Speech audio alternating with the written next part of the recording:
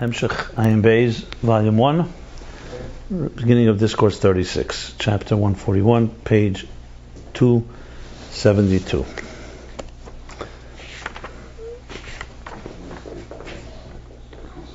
So now the Patriarchs Rabbi writes, the summary, Ha'ovis Imshichu Gili Erba Malchus. Ovis transmitted the energy into Malchus. So now he's going to go into... We finished learning that there were two types of Yechudim. And one Yechud which was essentially to maintain the existence of the world to its best perfect, to the best possible way. That's the Ovis. That's Yisrael Sabot Funo. Then there's the higher the Yechud which is Yechud Abba Ve'ima Eloin, which is the intellect as it is on its own.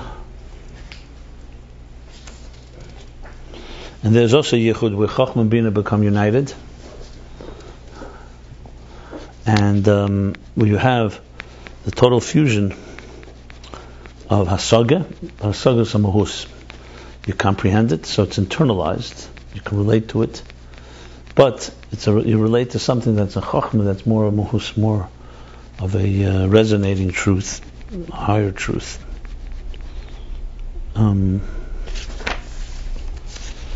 That's the summary briefly. So now we'll continue the Yikach Kerech, and he's going to bring it back now to, of course, the Ovis, Hamat and Terah.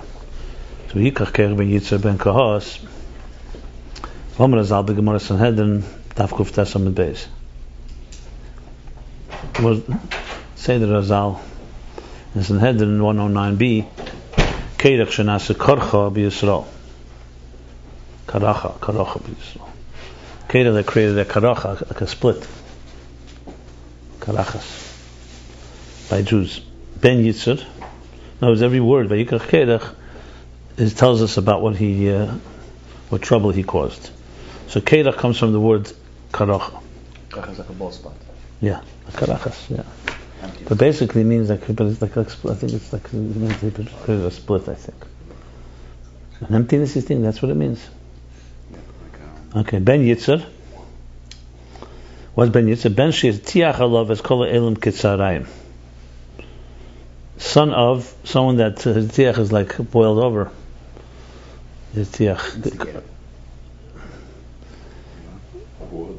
But the Kitzarayim. Shir Tiach Alav es Kol Elim. He instigated. What is it? I think his tiach is from the word hartoch, like from koch, from. He kocht the whole world against him. Yeah, so right. His tiach comes from the word, yeah. Tiach usually means when you boil a pot. Right, when you boil. But Kitzarayim must be it's very hot by noon. Noontime when the sun is its hottest. So it says Ben Yitzhak Ben Shir Tiach Alav Kol Elim Kitzarayim. Now his father was a bad dude too. No, it doesn't say that. It says it's hinted in his name. It doesn't say his father was a bad. Remember, the Shpoler Zayda said the Helik is Zayda Kerech. He called his Kerech his holy grandfather. He's my Zayda. Kerech was not such a simple man, my friend. He's my Zayda. I'm a lady. Okay. But not all the names come from Kerech. Yeah, but Shmuel came from Kerech. So. Shmuel Keber. Shmuel Anavi also. Okay. But tzarich lohaven ma'u'in machlikas kerech shadezeh nasa karacha b'Yisrael. We have to understand what was the argument of kerech that through this became a karacha. Karacha literally means like he said, karacha is like a bald spot, but it's like a split really. Empty. I think it's a split. Well, ma'u'in shenasa karacha. What does it mean that he caused the karacha? Kuftas Beis. And also, what is the second thing that he infuriated? Got the whole world heated up. That would be a good word. Heated up, boiled up. Shehichis, infuriated. Huh? She says. Shetiach? Shetiach, shehichis. Okay, good. And what is it by karacha? He got everybody mad at him. You got everybody mad at him, or you got everybody? Shehichis. Okay, got it. He got everybody mad. Shetiach Alav is calling. He got a whole world mad at him. Kitzarayim, meaning like hot, like the Tzarayim. like this, like the noon time. So also karcham is like a mere emptiness, shenivlu, that they were swallowed. Shenivlu, that means it was like a, let's see, That's what it says, that he made an emptiness. Okay, I thought it was a split. Sometimes Kedach is Yispala Kedach. Made emptiness. Yeah, that's Rashi. A black hole. That's Targum. Okay, fine, so he made an emptiness. You have to understand these two things. Rashi brings the name of the Medrash. Lo Yizkir ben Yaakov. The pasuk does not mention that he was the son of Yaakov. It just stops by Kohos, son of Levi. Why? Because Yaakov prayed and asked, requested compassion on himself that he shouldn't be mentioned in this machlekes, in this battle, in this argument, this feud.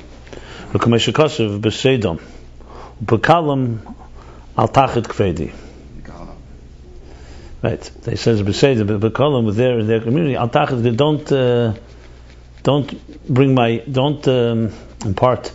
Don't bring my covet there. Yaakov basically requested he shouldn't be mentioned. V'heichen niskar al bnei kerech b'sachsam al aducha. And where is Yaakov mentioned? When he talks about b'sachsam, when he talks about their relationship to the duchen, to when they duchen, which is the priestly blessing. Yeah, that's the Beriyah, he doesn't mention it. Yeah. Mashmoy Seyin, this is Rashi. Mashmoy Seyin, what appears from this is this yachsus ala duchen umachlikas kedach hein inyan echad be'etzem. That this yachsus ala duchen, their merit actually, yichus, their relationship with duchen, and the argument of kedach are really one thing, be'etzem, fundamentally one thing. Rashi in hofchim zemezeh. But they're opposite from one another, because the fact that he's bringing them together says here he doesn't mention his name because he doesn't want to be part of Machlekes, but here he does mention the name Duchen. It appears that they're connected, but they're two opposite ends. One is a positive thing, one's a negative thing. That's why he compares these things to one another. The Machlekes he doesn't mention Yaakov, and where does he mention B'Yasachsim? But the fact that he's saying, what do you mean? Where does he mention? Why is it relevant where he mentions? It's just because it's the same subject matter, except so here he doesn't mention, but where does he mention it? By the duchen, by the blessing. We have to understand what's the relationship between the machlekes and the duchen.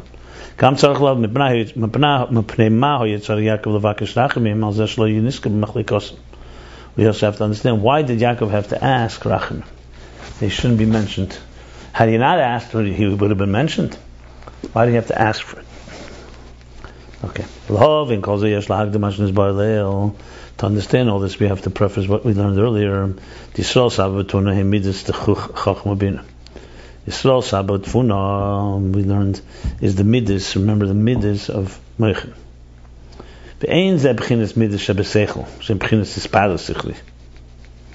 And as he spoke, there were two interpretations. He says it's not primarily the Midas, the emotions which is the spailusich, that is the excitement in the mind over a particular concept. So that already has a relationship with real midas. When you say excitement, it's intellectual excitement, but it's already relating to emotions. So it says, what's the real kavanah here to midas and seichel?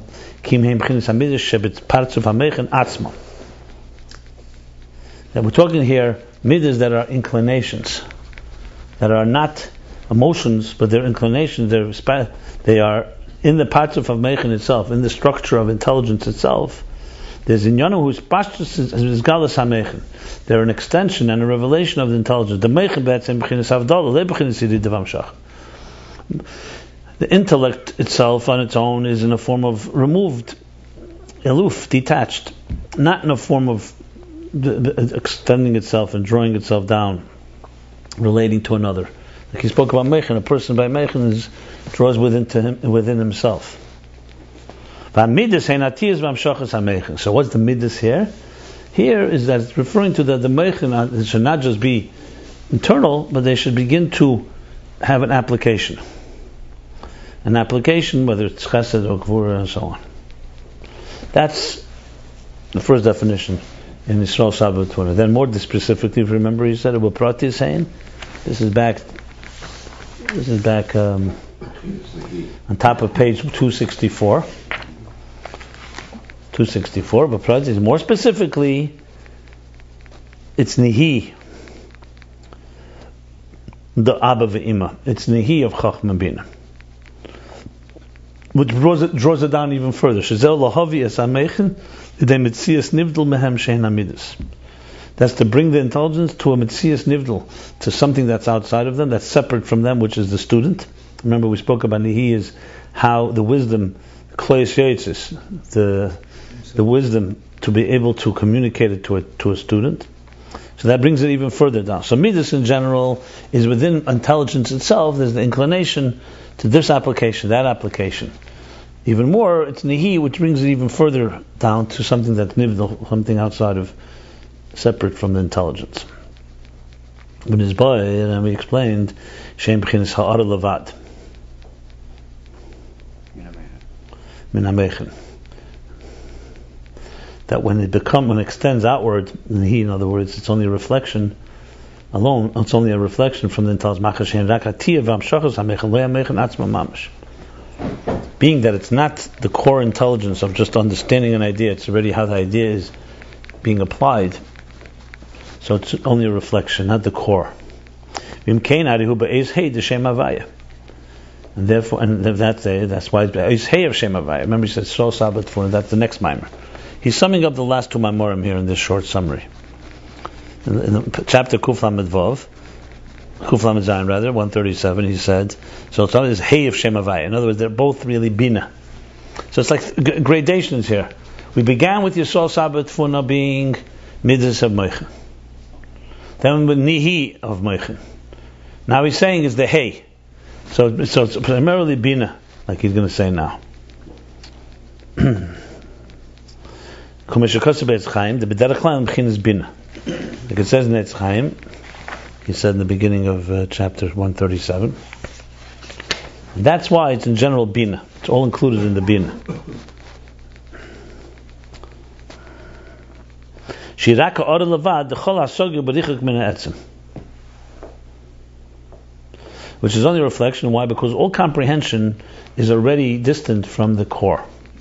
So as soon as you're comprehending something, you're already talking about moving away from the core idea to be able to comprehend it. So comprehension is an experience outside of the core.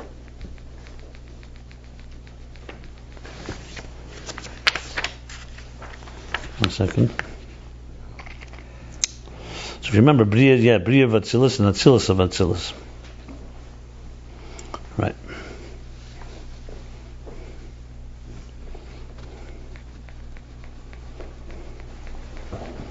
Klita.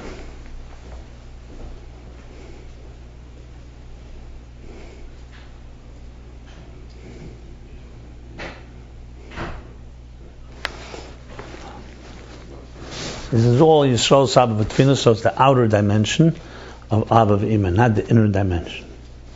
Okay. That's why Bina is the primary root source of cosmic order. Being is only a reflection. And Yisrael Sabbath Funa, which is the level of a reflection, is in general this level of Bina. But Abba V'Ima, meaning the higher Abba V'Ima, Chachma Bina as they are on their own, they're the core intelligence. That's already how Abba, the inner dimension of it connects to Atik, and it's also called the inner dimension of Bina connects to Atik. What does it mean, we spoke about it at length. Lower level Bina. Bina where? Bina of Atzilus. The outer Bina. And this inner Bina is Bina? Also Atzilus. No. There's two levels. There's Chochma Bina of Atzilus have an outer dimension, have an inner dimension. It's called Chochma Bina Abba V'Ima Tatayin, Abba V'Ima Elayin. We learned there are four levels of how intellect works. It begins primarily in emotions, and there's a little intellect there that guides the emotion or explains it. Doctor.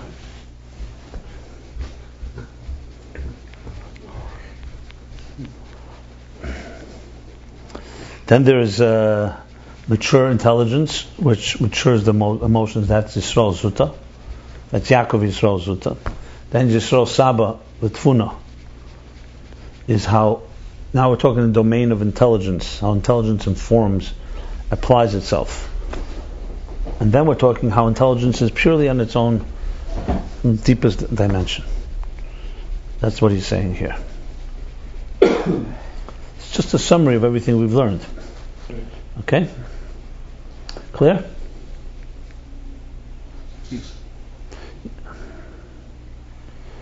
So chapter Kuf Mem Aleph now. V'alpi anal yuvan, according to the above, we'll understand Hamshacha Shem Shicha Ovis, the transmission that the Ovis, the patriarchs transmitted. He's going now back. Literally, we just 2 discourses back. This is going now. All this began chapter 134 through 140. Yisro. Was all about the 2 Yechudim. He said to understand the difference between the Ovis and Matan Torah, which was back to chapter 133. Yeah, Shaddai. He began the sole explanation of these 2 types of Yichud, which is essentially Yisrael Saba Tfuna and the higher Yichud of Abba V'Imei line, which brings in a new energy. Look, I'll try to explain it some more as we go along here, but I think I elaborated a lot in the previous classes that you're dealing here with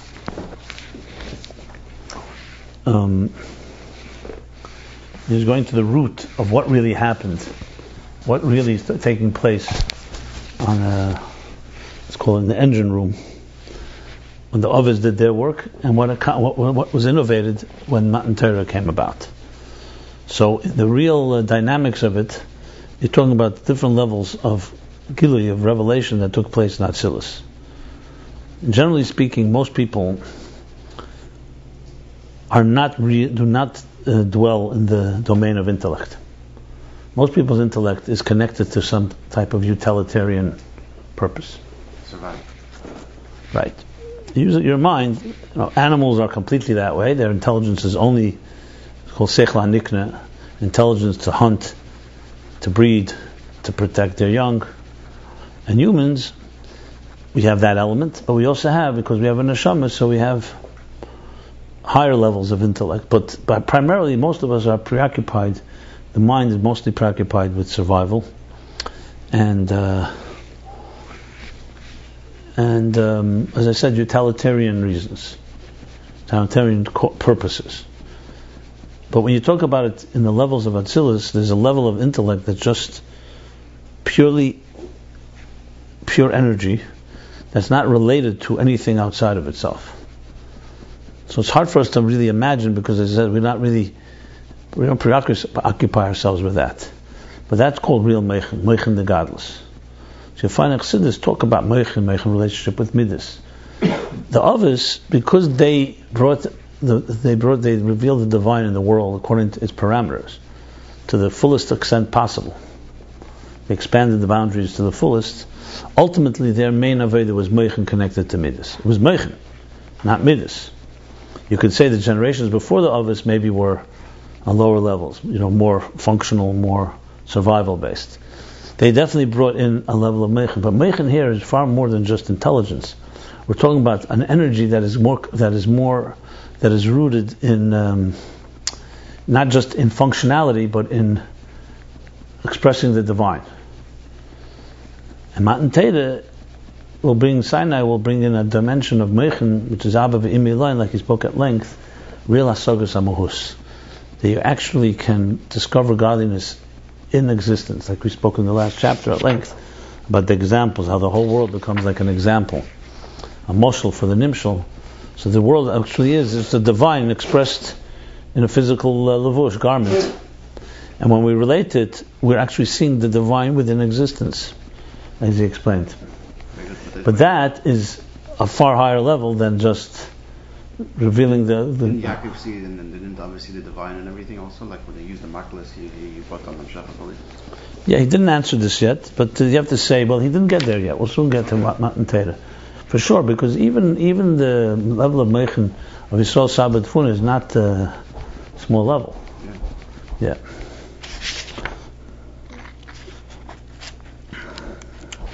He didn't yet spell out which is which. I'm just putting it in context to understand why we needed these two Maimorim. Why couldn't he just continue the discussion of Avos and Manter? Why do you need this whole two Maimorim of the Yichudim? These two levels of Yichud? Because the Rebbe Rashab wants to, as I said, bring it back into the engine room, so to speak, where what exact levels is taking place by the Avos and Manter. So now he goes back. According to the Bible, we'll understand the transmission that the Avos drew down by Hefesh ben Amshachas Avos Lamshachas the Matan Torah, and the difference between what the Avos, the Patriarchs drew down, and what Matan Torah drew down. The Gaba Avos Ksiv Ve'era Lavram Bekel Shadai. By the Avos it says Ve'era Lavram Chulu, as we learned before, Bekel Shadai. Shekola Gelum Shlem Hayibchinis Kel Shadai. All their revelations were in a form of Kel Shadai. That's very clear. Shegam Shem Havaya Shenem Rekam Upon Meitz Lavis. Even when it does say Havaya, we find the name Havaya Yud Kevovke by the Avos. Even that, as he spoke earlier, is also has a Kol Amshachas Bechinis Kel Shadai. It's all through the lens of Kel Shadai. V'hainu da Avos Imshilum Bechinis Abba V'Ima Tatoyin, which means, in the language that we've learned before in this previous Maimorim, that they drew down from Abba V'Ima Tatoyin Bechinis Yisrael Saba V'Tvuna. So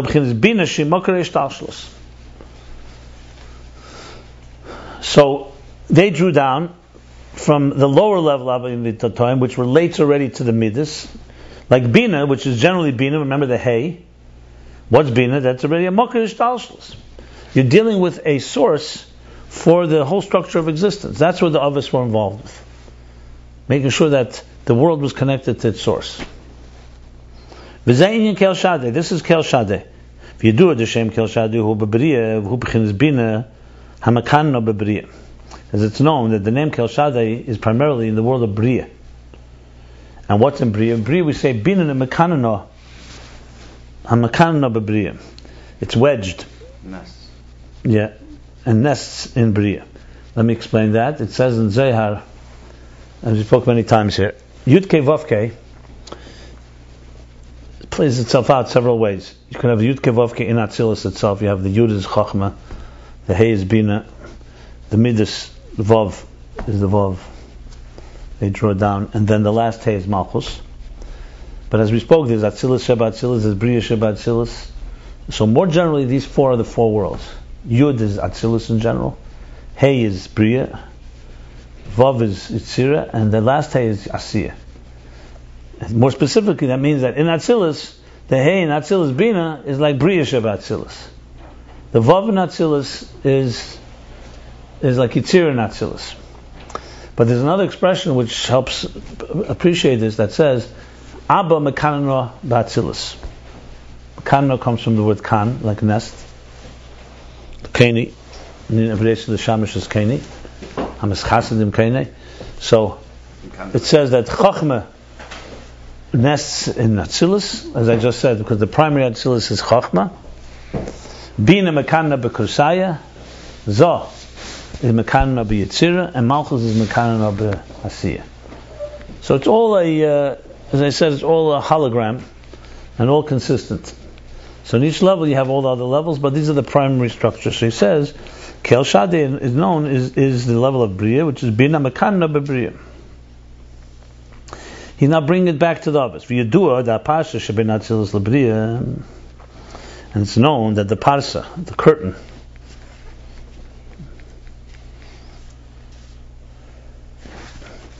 where did he bring Parsa? Oh, here. That the Parsa, the curtain between Atzilus and Beriyah, Mechitzeni is Bina, comes from the outer dimension of Bina. Shezeh Sod Levush HaChashmal.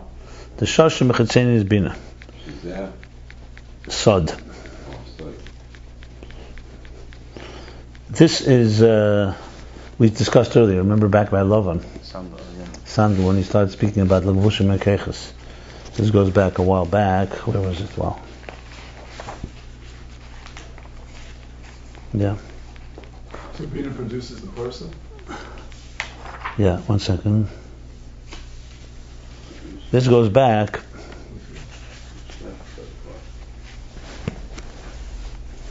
into the whole discussion of Lavan. Yeah. Shviris and Where was that?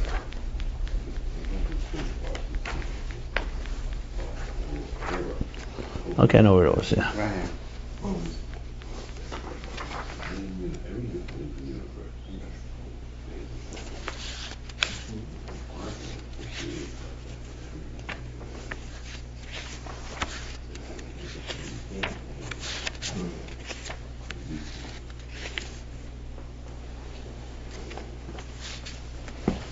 Yeah. It's right here. It's also top of the on the base. You have. It's in chapter Kuvav. Right? We also have a top of traditional base. You go to Shemesh. Page what? It's like Volvo in your Kalen. Which page? Top of the base. And you have about the Shada, Shem Shada. You said it also? Where? Top line. Oh yeah, okay, good. Looks comfortable. Okay, good.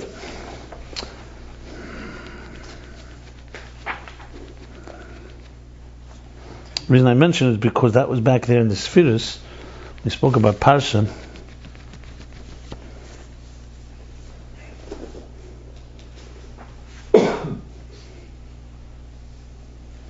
Okay. So the root, there we go. So the Parsha comes from Chetzenius Bina, which is Levush HaChashmal. Chashmal is the name of a malach. Comes from the pasuk in Yecheskel, where he says the same pasuk where it says Achayis Rotze V'Shuv, Levush HaChashmal, not Levush HaChashmal. Chashmal is in Hebrew now today, they use electricity, but it's taken from that pasuk. Chashmal is a form of energy, but it refers to a certain angel that is essentially, like he said, there was two levushim. One was levush ha-sandal. One angel is called sandal, like a sandal, like a shoe.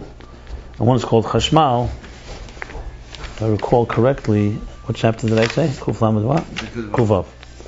Yeah, what does he say? He says here, the end of it, right here. Look on page Kodeshe. That was a Kudalit, yes, also. Where? Kudalit, has the whole thing of Shab and you stick it over. Yeah, but he doesn't bring chashmal there.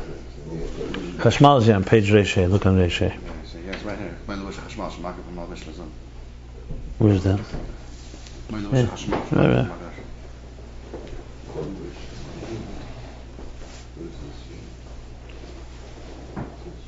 You're looking at Reshe, yeah? Yeah.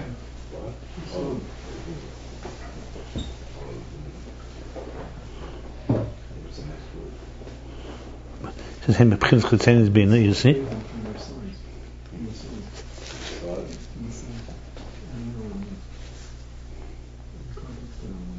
Okay. The Shoshim Chetzenius Bina Malbish Lezun Mitztadein Metachas Raglein. We learned all this before, and it encloses Zun, which is Zon Malchus, from its Tadein, from their side, around them, or Metachas Raglein. It's essentially Chashmal is referring to a garment that is a body garment that surrounds the body and the legs. You think of it like not an apron, like an apron, but it goes all the way down to the floor, like a garment that what would it be called? Like a. It'd be like a sleeper what the kids wear, and totally encompasses that. No, but here it's. I think it only here is like the Scottish wear. It comes from the waist down. It's not the whole body. So it's zun. It's malbish zun. So it's like not a levush of the head. It's not a shoe. It's a what do they call it? Like a large skirt, like a kilt. Yeah. It's actually shirt. But a kilt is we're talking about starts from the waist and goes all the way down to the floor. Evening Yeah, gown. a large skirt. Like it? Yeah. Like an apron, yeah. This is a feeder. So Meshoshe is Mechetzenius Bina. The zoom is the day Matachas again. Kamesh Kos Beitz Chaim. Kamesh Kos is a B'Tereh Dav V'Vdila HaPareches. In Tereh, where he talks about V'Vdila HaPareches, the different curtains. So you're talking here in Kabbalah that talks about different garments and different curtains and veils that impede the flow or diminish the flow. So it means it's a little Kabbalah, but basically he's saying is that it's rooted in Bina, Chetzenius Bina, because he wants to say that the Ovis, their main work was in Beriyah, Kel Shaddai, which is primarily the hay, Yisrael Sabot Tfuna. And that's why there's the parsa that allows, that separates the curtain between Atzilus and Beriyah comes from Chitzenius Bina, which was what we've been learning, the lower level of Bina. Now obviously this is all just cryptic words. I'll explain, we've discussed it, but I'll explain in a moment. Let me just finish reading the insights of the Dil Parechos. V'zeu Shem Shaddai sha'omer le'lo medai. And this is the meaning of Shaddai that said, like we said, tells the world enough, stop. This is the point where we said from the Gemara, stop expanding. The energy should stop. Not the world, but the Koyach Eliki. Here it says, Pirish le'lome koyal elam atzilus. What means le'lome? So he's now spelling it out. He's talking about the world of Atzilus. He's telling the world of Atzilus enough. You can't enter into a Beriyah. Here's a curtain that stops the flow. That's what he's saying now. Like we learned earlier, chapter 130. Right? That was 130. Yeah. That's where we began the subject matter. Yeah, this part. That when it says Chazal that the world without Shaddai would have continued to expand, the kavanah is not on literally the world, because as he said then, because the world itself is Gvul, and Gvul cannot go on extend endlessly, so you can't be talking about the world. The intention is the ha'ara l'kis, the divine energy, the divine reflection that brings existence into being. Like we learned there, it's chesed of Atzilus. He's really reviewing what he said in page 130, chapter 130. Like we learned there in Tanya, in Shaykh B'Mina, Pirush HaGodl HaGibur, that what? The midas HaChesed b'chinas Hispashtus HaChayis L'Havis L'Hachis Elmas B'Nivrei Maden Shir. HaGedula, when we say God is HaGodl, we're saying He's great, which means that if there was no stop, it would just continue to flow. Chesed would continue to flow. Chesed, what? Chesed of Atzilus. Aden Shir, without any limit, without any stop, without any measure. And this could have an extension that's in the form of bli gvul. What would happen then? If Chesed of Atzilus would just continue to flow, the world would never become Mitzias Yesh, because the flow of energy is all about divine energy. It would never leave room for the Yesh, for the substance or for the ego of existence to emerge. This is literally, like he says, like we learned earlier. He's summing it up, he's bringing it back. And this is the meaning what the Gemara says. Medrash says, they said to the world, which world? Hainu elam atzilus. Die. He's saying to the world of Atzilus, Chesed Atzilus, stop, enough of extending and revealing yourself in Eira Atzilus. And what is this in practical? What level is this when it says die? So he says, V'hu inyan ha-parsa. That's what the parsa is. And Atzilus, the parsa. Usually when it's also non-infinite in Atzilus. No, where'd you learn that? It's Kalim and Oros. So it says, we learned also that it's only about limiting the flow outside of Atzilus, and Atzilus is bli gvul. It's bli gvul, even though it's Kalim, I can't. The Kalim make it should be only Chesed and not Gvura. That's what the Kalim do. Oh. That's one thing, but there's another thing that the Kalim only limit the flow outside of Atzilus, but not in Atzilus. We learned that too, but that's not relevant here. Here he's talking that the flow, that he said clearly that if you don't have dai, what would happen? Keep going. So, right. And that's the parsa. So where's manifestation of dai? It's not just God says enough. That's the parsa. That is the role of the parsa. The parsa implements, actualizes this dai, this enough, by doing what? By serving as a curtain, lahaylim to conceal, or lahafsik and to impede, or lahafsik to stop. Ha'er d'Atzilus, the energy of Atzilus, v'yisavas nevroim balgvul. Baligvul, and there should be the creation of the creatures, finite creatures. V'hu'in hagvul shenis bar, v'hu'in hagibur rather shenis bar le'elsham, And this is Hagibur that he says that we discussed earlier from Shayuchad Vamor. Restraint. Yeah, the Tzimtzum. Like he said, there's two things. In the root is the Tzimtzum Arishan, or in Atzilus is the Kelim of Atzilus. Restraint. V'shem Kale, what's Kale Shadai? That's Kale. This is Shadai, what's Kale? V'shem Kale, Ubchin Sachesed, Zeo Mashai De HaParagud, Meir L'chut Sainu Gili Shabeil Mabriya.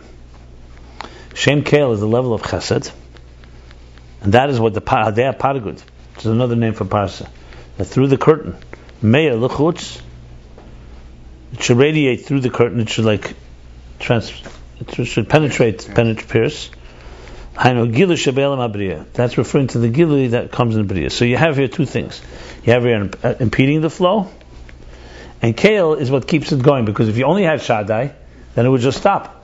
You don't want a complete block. You want a dye. You want a restrained flow, a regulated flow, but not no flow. So Kale serves the role of continuing the Chesed continues to flow. The Kol Zebchins Ershel Tulda Bavad. And all this is Ershel Tulda Bavad. As we discussed earlier, and from Tere'er that he mentions, Vivdila Parechis, Ershel Tulda means not the original energy, it's an air that's it's an energy that comes out of, like a second bounce. Coming out of the curtain. Yeah. In Tere'er he says, like the air without the curtain is regular air. As soon as you have a curtain, you already have Tulda. Tulda means a child, of course. Tulda means, when you say something's a Tulda, there's Av and a Tulda. Av is the root. The Tulda is already what do you call it in mathematics? You call it, you have theorems and you have corollaries. Derivative. Right. So you have Ayashal Tulda, so it's already an energy that's out of, yeah.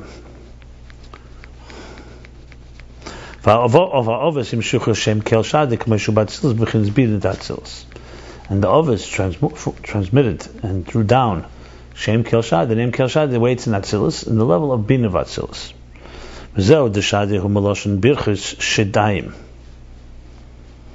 Okay. Now he's giving another interpretation of Shadai. Shadayim are the breasts that nurse. The milk that comes from the breasts of the mother. So Shaddai has another meaning now. He didn't bring this one till now. So Brucha Shaddai means the blessing that comes from the breasts. Shaddai. Which is Bina, no? We'll see. Because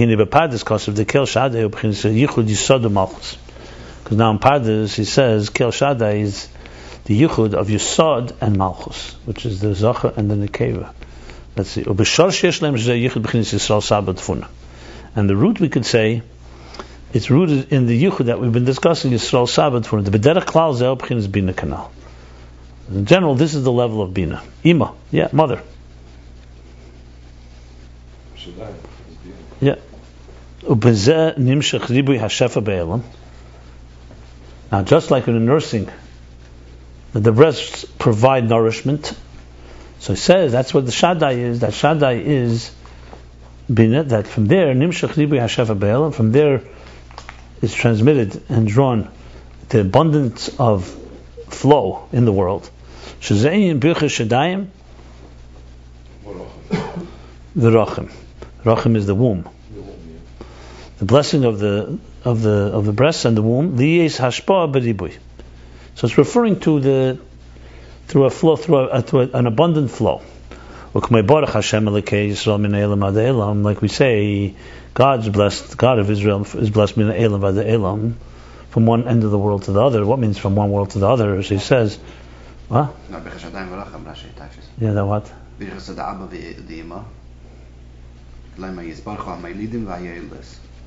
Those that give birth and those that give. What are you reading? Where it comes from. Vaychi? Yeah.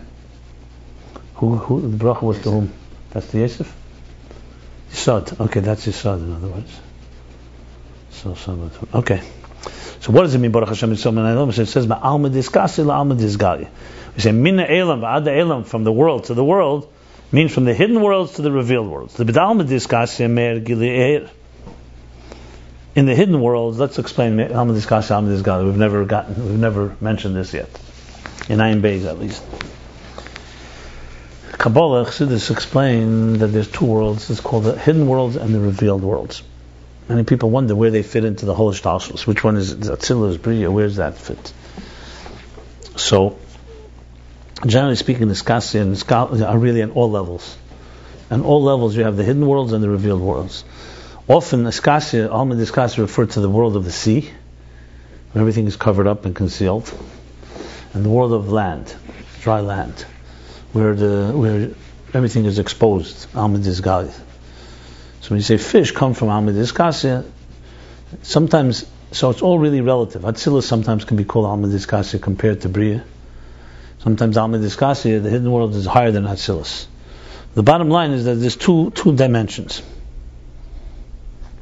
So now he says the Alma Dizkasya, Machshava, it comes from Machshava. Machshava is Alma Dizkasya, Dibur is Alma Dizkasya, like land and water. Yeah, correct. The Alma Dizkasya Meir Gili in the hidden world radiates, illuminates a revelation of land. Val Shem Zen Nikris Kasya. That's why it's called hidden. The Yesem Mechus Venel Nagab Lamata.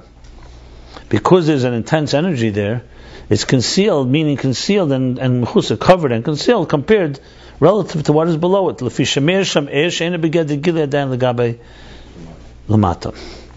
Because there radiates an energy, or illuminates an energy that is not yet in the Gedder, not yet in the possible to be revealed in below. As it's known, that which can be revealed below is specifically a diminished energy. But when the air is in full intensity, meaning in a full state of revelation, it's in a state of concealment compared to below it. That's Alma Diskas. Alma Diskas refers to a state where there's a lot of gili. That's why he's covered and concealed compared to below. I don't know if it's relative, but he says, and before we learned like a page ago that the Pneumius Dafke comes through the Tzimtzum. So by Emerson we're getting Ayin Tzimtzum, but we're getting the whole Pneumius. Can we say that? No, it's two different things. I understand the Tzimtzum is different. No, I hear what you're saying. I know it's a good question. He's asking the question we learned in the previous chapter that all Emek, to get to the Emek, needs a Tzimtzum. Kivutz. In other words, that's why tipun, because you want to get something, you have to have total concentration and focus. And here he's saying that there's, so in other words, you get deeper energy when you have tzimtzum. And here you're saying that the tzimtzum diminishes. No, but in a way, maybe that's the Eilam Hazi that can get to the previous of the... No, but that's not what he's saying. On a very basic level, it's just two separate things. Their tzimtzum means not tzimtzum ha'er. Their tzimtzum is your tzimtzum ha'kivutz ha'keches. You becoming a complete keli that you push everything aside and you have total concentration. So you're mitzamtzum all the sachvos that you have. That's what he means there for sure. Kivutz. That's why you use tzimtzum and kivutz. I'm sorry, I just like... But no, I want to say one thing. And here he's talking about tzimtzum, literally the concealment of it. But I will say this, that when you have this tzimtzum and this, it could end up coming, if you use it right, to get back to a very high level of energy. Mashal, when the tzimtzum addition, for God to conceal so much, he needed to do it's a very strong power, this concealment. So there's a lot of energy in the tzimtzum. So there is an element of what you're saying correct, but I wouldn't. That's a second dimension. The first thing you just have to realize is, it's like laser energy. Laser energy is tzimtzum, but not tzimtzum ha'er. It's tzimtzum you're not letting it scatter. That's tzimtzum. But I understand. Yeah, point was well taken. Okay. If you do it, okay, where we are. If you do it, it's known that Alma Dizgala, Beriyah Yitzira. Okay, that's another way. The Ksiv Yetzer Er Ubeirach Eshech. Like we say, Ma'ariv. Shape light, Ubeirach Eshech, and create darkness. So Yitzira you see is Er, and Beriyah is Cheshech. Shebe Beriyah Nikra Cheshech, Mipnei Er, Shemer Sham. Why is it Cheshech? Not because it's dark, because it's concealed. Because there's such a strong energy, so the Mishum Zehu B'chinas Cheshech V'Helm L'Gabi Shalamata, and therefore it's dark and concealed compared to lower levels. So you say Beirach Cheshech, Beriyah is Cheshech. U'kamel Derech Moshel Ba'adam Machshava Dibur. Giving you now an example. For example, the person machshava dibur shamachshava keich na'le harbe yesem dibur, like you said, yeah. Machshava is a far greater keach faculty than dibur, than speech. Machshava ulevush harishin. Because machshava is the first garment of the three garments. We have only three ways to express ourselves. We either think, machshava, we speak, or maisa, or we act. Which is the first garment? Machshava. So machshava is the most refined and most intense garment of all garments. That's going to be Beriyah. Like this kasya. Let's see here now. So the vush harishin, hamalbish es hasechel, shekarav yesel hasechel, ameir be'er hasechel, mashi'iyah sh'ishlavish b'levush hadibur. It encloses intelligence, seichel, intellect, and karav yesel hasechel, and it's closer to the seichel. It's a garment. Machshava is far more. What do I want to say? Similar and closer to intelligence than dibur is. Dibur is already a step away. That's why, like he says, that you can express the thing meir be'er seichel, and in it radiates intelligence. That cannot be expressed through the garment of speech. That's why there are things in your mind your thoughts you cannot express in speech. Like the intensity of the flow, neviah, more than the flow. Neviah is like a burst.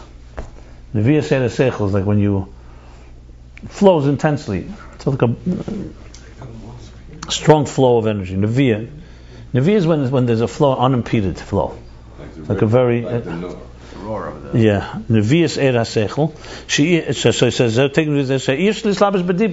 Machshava, for example, when your mind is working, your thought is able to keep up with your mind. Your speech, no way. Speech requires regulating, slowing down, thinking about it. But your machshava could be very conducive to the flow of the free flow of ideas.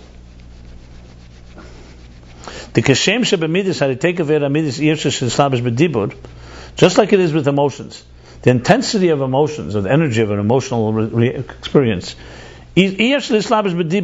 cannot express itself, cannot manifest, cannot enclose itself in speech. Like we see in actuality. When a person is in the throes of the intensity of emotions, he cannot speak. When you're like really, really excited. Nor think you. 1 second, we'll see. The same thing in the throes, in the intensity of the flow of ideas, the free flow of ideas. How would you translate neviah? Flow? Neviah samechem, the flow, right? But it's like but it's more than just flow. Flow, shefa is flow. Neviah is like a rushing flow almost, like it's Rapids. current. Yeah, like a strong current. Yeah. If you say but it does manifest in machshava. So emotions, he doesn't say machshava, but you could say, but in seichel, yeah.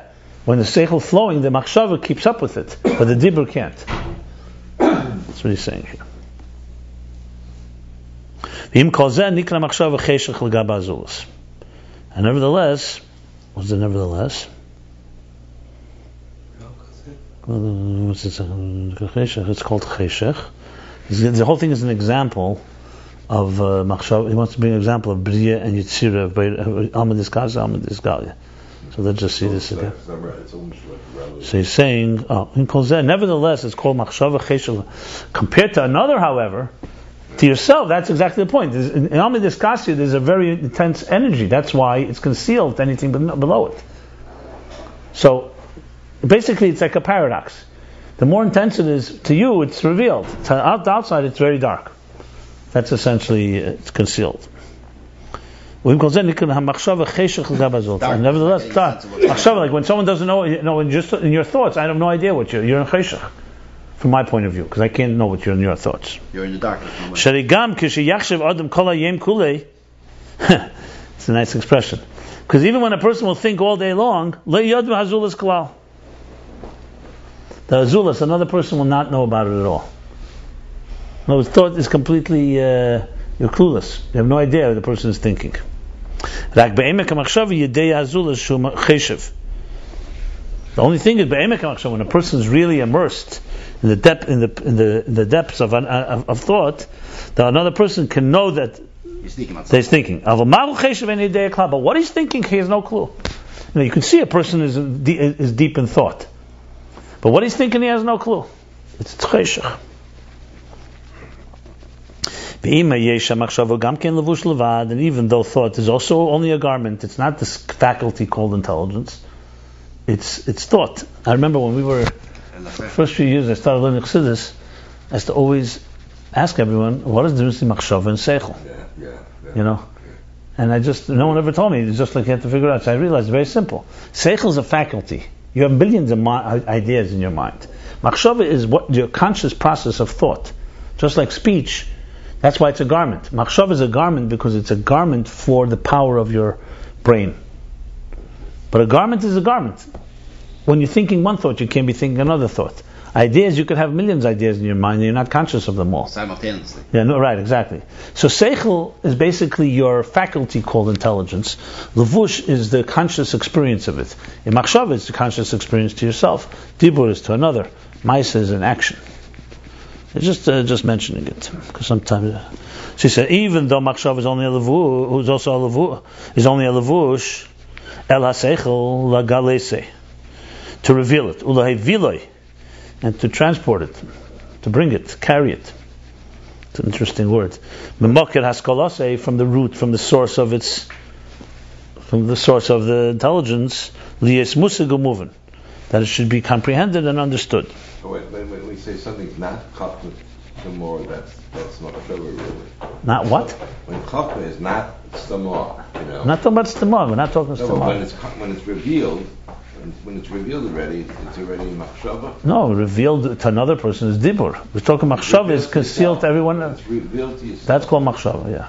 That's called machshava. When you're thinking, like for example, you have to have a machshava, halacha. Your heart and soul can be completely dedicated, let's say, to bringing a korban or in davening. Machshava means an actual kavanah, a kavanah that you're right now consciously thinking of. It's not, you can't rely on your subconscious. Machshava in halacha means that you are actively thinking, this is my kavanah, my intention when I do this mitzvah, or when I daven, or I bring a korban. Again, halacha even. But it seems like chachma is always chachma. No, if you set your mind and you say, my korban is this, and you go to the Beis Hamikdash, and you're not actually consciously thinking that this is dedicated, it can become right. It seems like with the way you're phrasing this, it seems like chachma is always chachma tzumah, because as soon as it becomes out of it. No, I wouldn't use that word. No, it's seichel. It's called the keiches of seichel. We have the keiches of seichel. We have, even when you're sleeping, your faculties are there. It's not necessarily stimah. It just means it's not an active machshava. I wouldn't bring stimah in here. That's not what he's talking about here. Okay, so anyway, so he says even though machshava is also a lavush, right? So here we go.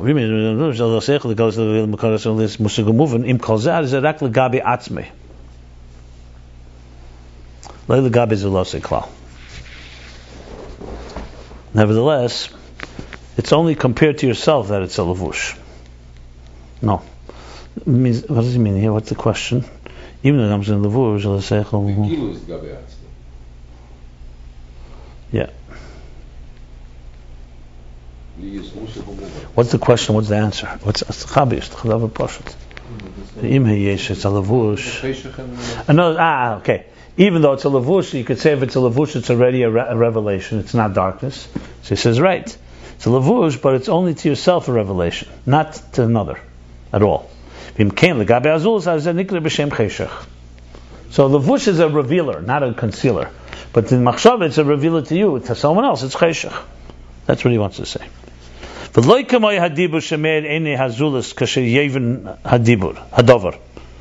And not like speech, where there the eyes of the other are illuminated when he understands the dvar seichel, yevin hadvar seichel al yedei shamaz b'lei b'dibur, through explaining it in speech. When I explain something in speech, the person who's hearing it is getting a revelation, not a darkness. In thought, it remains dark. Mashenk and machshava. By contrast, thought. V'haynu lefisha machshava meir eira seichel she'ev shelizgalas rak la'atzmei v'lei v'lei l'dover hazulas atzmei v'lei l'daber hazulas v'lei l'dvar hazulas atzmei. So it's a bissel, what does it mean? Okay, Vaynish v'Hashem Achshav Meir Ein Yasel Sh'Efshel Zgalas Naklas. Okay, Leila Daber, Le'Azulas. Nah, Leila Dvar, Le'Dover or Le'Dvar Azulas Atzmi. Okay, and this is because Machshava radiates, illuminates Eira Seichel that Sh'Efshel Zgalas that can be revealed only to yourself. V'Loi Le'Dvar Azulas Atzmi. It's a little, I don't know, it's a language, what's the Atzmi? I don't understand this. Leila Zulas. Chutz von Emale, Azulas Atzmi. Rak la'atzmei, v'loi l'dvar azulas atzmei. Yeah. Outside of the Atzmi. Yeah, okay, not to another. Yeah. Okay, u'kamoy kein hadugma be'elam ha-Beriyah. Now he goes back to Beriyah and Yitzira.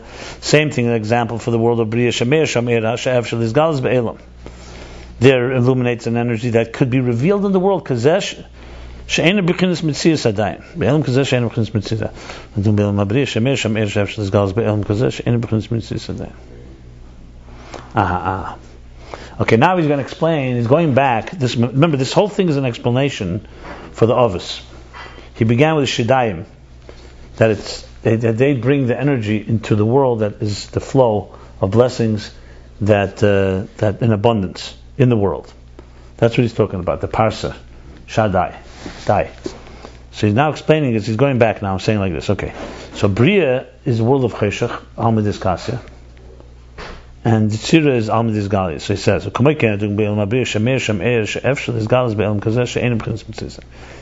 Beriyah is a higher level of energy, which is cheshach, dark compared to lower levels.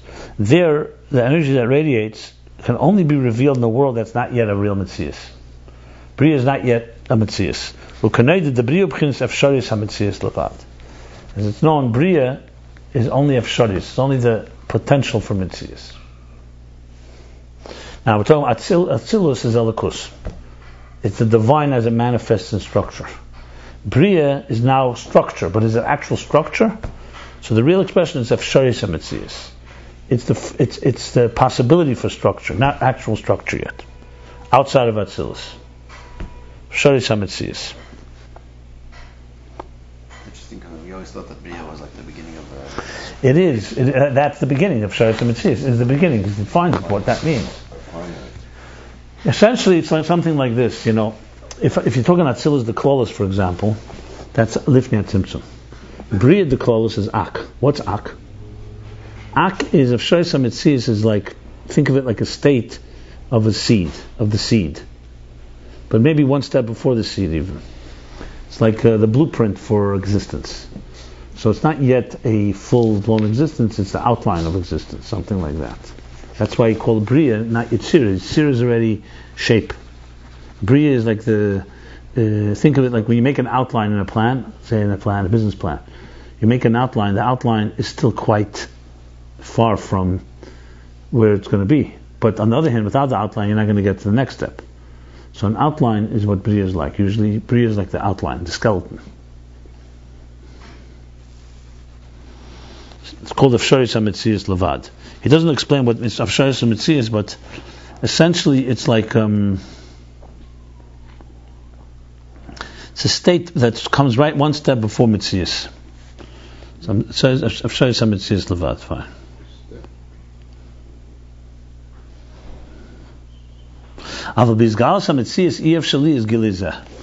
Once there's a revelation of Metzias, you cannot have this revelation.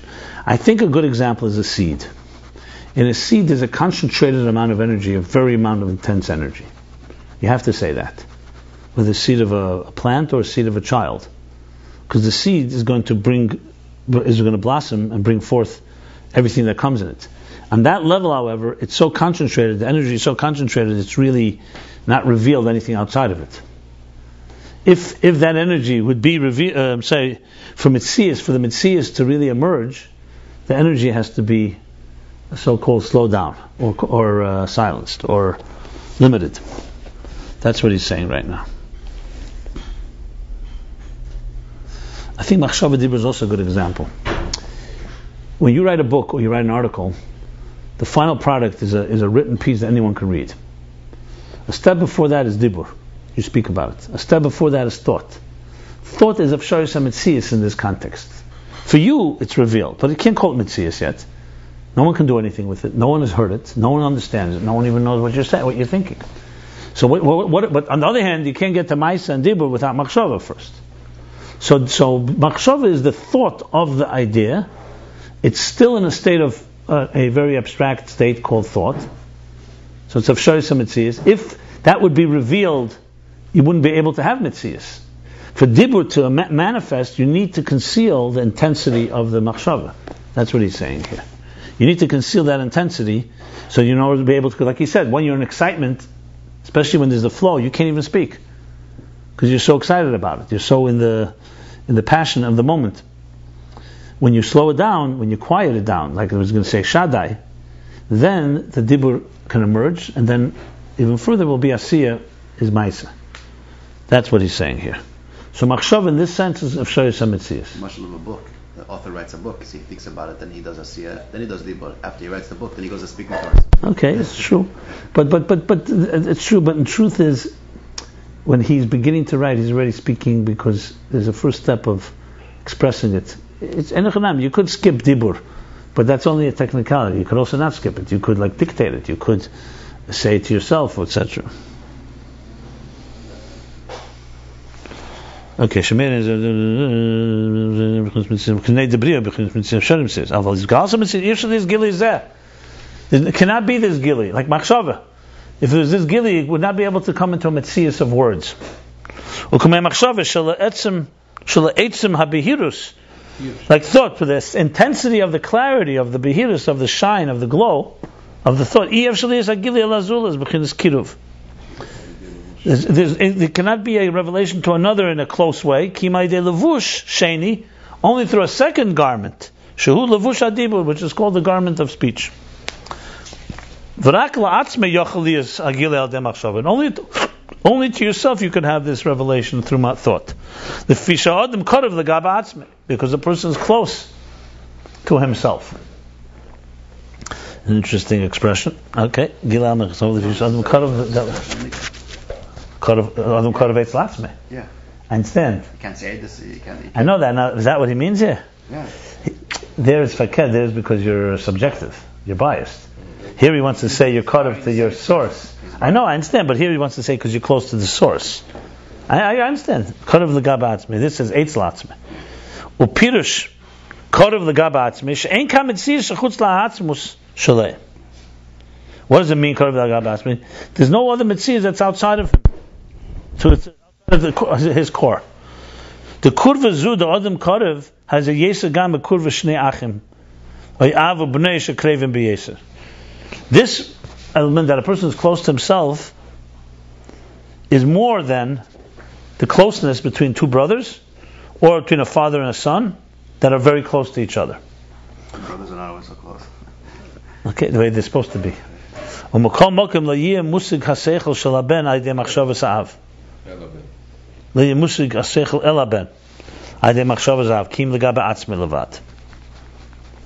second. No, it's as close as they are. The seichel of the ben, through the thought of the man, the father thinks the son is not going to get it.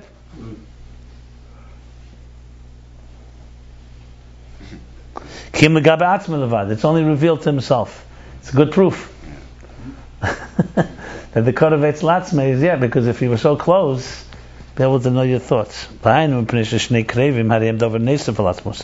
Why? Because this closeness, two close people. There are cases where you have the twins, they much know each other, what they're thinking. Okay, that's an exception.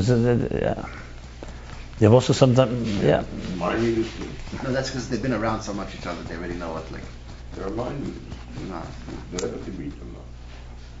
That's a different story. That's not what we're talking about. Mind readers is not what we're talking about, the natural flow of things. Okay. Why? Because two krevim, hariyam davar nesev, are additional elements, superimposed elements on the core. In contrast, compared to yourself, legabe to himself, he's not an additional thing to himself. Therefore, that's why his closeness is able to experience this revelation. In other words, machshava. It's really elaborate. I know it's a very long elaboration. I'm wondering why. All to explain what the Ayin of Alma discussed here. And even though, like he said before, it's a levush, it's still a davar nesev. It's still not the core. It's an additional element. Intelligence is not the etzem nefesh, not just machshava. Intelligence, not core soul. It's a separate faculty. An individual, unique faculty. And that is that the nefesh is maskelas, the soul thinks with a power, with a faculty that's outside of itself. Like we learned earlier, chapter 49.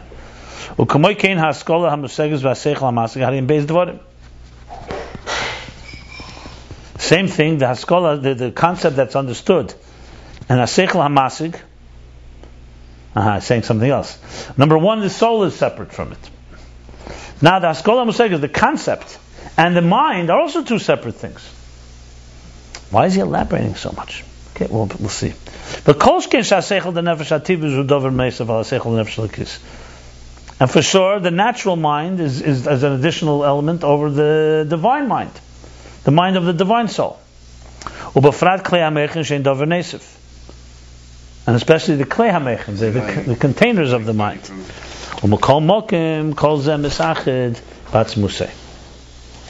Nevertheless, it all unites in his core. Like it's as if it's not an additional thing over the etzem. Interesting. In other words, he's saying, technically, yes, the nefesh is here, seichel is here, the idea is here, the kelim are here. So it's clearly separate things. But when you're talking machshava, there's it's called a levush hamachuber. It is a garment that unites, whereas dibur is already a jump. That's what he wants to say. The dibur is the jump. It's like, for example, we say about the skeleton of the body, or the human, our organs and our limbs. So on one hand, we call it a levush, but you can't compare it to levush of a garment that you actually put on a jacket or pants or a shirt, because those garments can be removed. They're real davar nesef. Whereas the skeleton, the bones, the actual body is muyuchad with the nefesh to the point you can't tell where the soul begins and the body ends.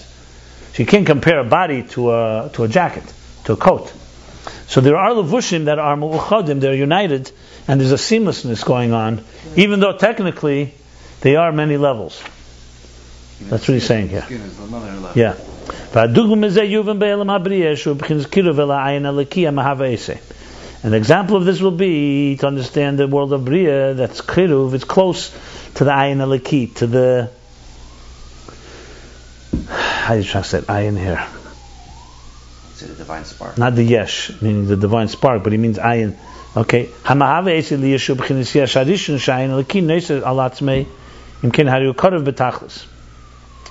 Okay, what he's saying like this is, because of its closeness to the Ayin aliki, so yes, it is already something that's outside of the core. It's not Atzilus anymore.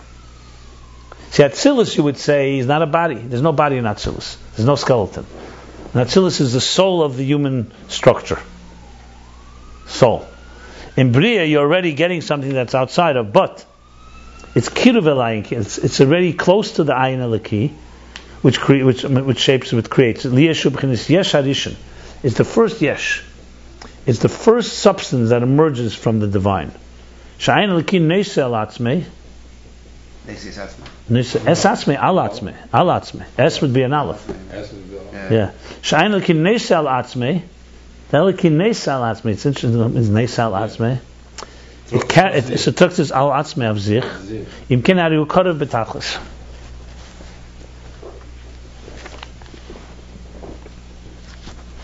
And therefore, is fundamental. Karabatai is very close. Even though Beriyah is a davar nesav, like he just said with machshava, over the core ayin, being that it's only the possibility, the potential for mitzias, not actual mitzias. There's no separate entity, not even like a parent and a child. He unites with this ayin alaki as like almost as if there's not an additional, there's no superimposed entity. Yeah.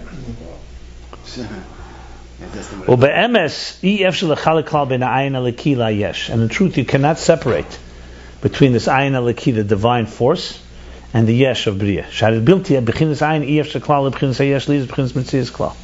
Because without the Ayin, there was no way that this Yesh could be a Metzias. It can never emerge. That's the case. The whole Metzias Yesh is the Ayin that keeps it, preserves it, that sustains it. Even though this is true in all the worlds, never in the world of Beriyah it's more revealed. And that's why there the divine force radiates. Like the example of a thought compared to yourself, that's not an additional element. Are we saying all this in absolute Wow. terms? Ayin, or is it all relative terms? Are we saying Ayin here? You mean absolute, or is it just an use of I don't know. I'm not sure what you mean. Ayin Aleki is the divine force. Atzilus is Ayin. You call it Ayin. You're calling it Ayin. Is it relative Ayin, or is it just? Is that when we say Ayin, that's what it always means in these types of concepts? Here it's not distinguishing between them. He's just saying that the divine force within it. I mean, compared to levels above Atzilus, it's not called Ayin anymore. It's called something else, or is it just always called Ayin? I don't know. I mean, I'm not clear what you're asking me. Is it a relative term or an absolute term? I don't know. It's always relative. I mean, even Machshava, It's always a Gabe. When we say Ayin. Ayin Aleki is always Ayin Aleki. I mean, it's not never Yesh Aleki. It's always Ayin Aleki. Ayin Aleki is compared to the Yesh of existence. It's an Ayin, the divine force within it is in a state of no substance. Atzilus is called a Yesh compared to Achlos. Yeah, but that's not relevant here. But that's the point here. I just want to understand when you say Ayin, what it means. Well, where he's going here, he's explaining that the Ovis. Ayin is a life force. He's explaining that the Ovis. Remember the whole thing of Yisrael, Sabbath, Tfuna, and the Hay. There's all Kel Shadei's Beriyah. So to understand the Ovis well, we have to understand the world of Beriyah well. That's really what he's saying here. So Bina Vatzilus, Chatzenius Bina Vatzilus, is what creates the Parsa that allows Beriyah to emerge. And he's explaining now what the world of Beriyah looks like. And the world of Beriyah looks like is that we're already talking in existence, in a structured existence, but it's right at the edge between where the Ayin becomes substance, basically. Atzilus would be called Alakus, and Beriyah would be called the beginnings, the first seeds. Well, we spoke about the first stirrings. First? Stirrings. Yeah, the first stirrings, you could say. In this case, the first seeds of existence. And he's explaining that even though it's outside of the core, but it's still united with the core. An example is thought. Human thought is a force that's outside of the core, but it's united with the core. And to the point you can't distinguish between the two. That's the short of it. Obviously, he's just beginning to unfold this. The next chapter, I see, goes back to Alma Disgalia. Now, it all came to explain the next interpretation of Shaddai, which is Shidayim, that the sustenance, the nourishing, the nursing of existence. Yeah. Okay, let's do the Kitzur. Kitzur v'hine ha'ovis imshichu gilu b'chinas avot ha'toyin. Now the Ovis, they drew down the revelation of the lower Chachma bin Abba Vima. V'zeu yin kel shadi Shem de Elam HaBeriyah. This is Kel Shadi, which is the name of Elam HaBeriyah. Beriyah is named Kel Shadi. If you do it, the Parsa b'chetzenis Bina v'zeu she'omar le'lo medai. The Parsa, the curtain is from the outer dimension of Bina, and that's what it means that he said to the world's enough. Stop. The Kale who gili b'chinas Bina k'mei b'Atzilus. Kel Shadi, Kale is the way the revelation of Bina is in Atzilus. V'zeu Shadi meloshen b'chis shadayim. This is also Shadi from the expression, the blessing of the breasts. Who gili b'chinas halma diskasia? So Shidayim, in other words, the milk is concealed there. That's what he's saying. He didn't say that. Who gili b'chinas halma diskasia? Let me see something.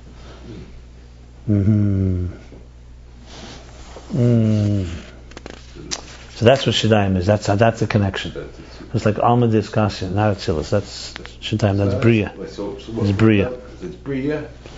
Shadayim is Beriyah, and the milk is like Yitzir and Asiya. I don't know. No. Who gili b'chinas Alma Diskasya v'yavayet chila d'Alma Diskasya elam Beriyah shenikra cheshem m'pnei gili d'sham. He explained first that the hidden world is Elma Beriyah is called darkness because of the revelation that's there. Like thought, which is the first garment. Same thing, Beriyah, the world of Beriyah is close to the Ayin, close to the substanceless, the shapelessness of the divine.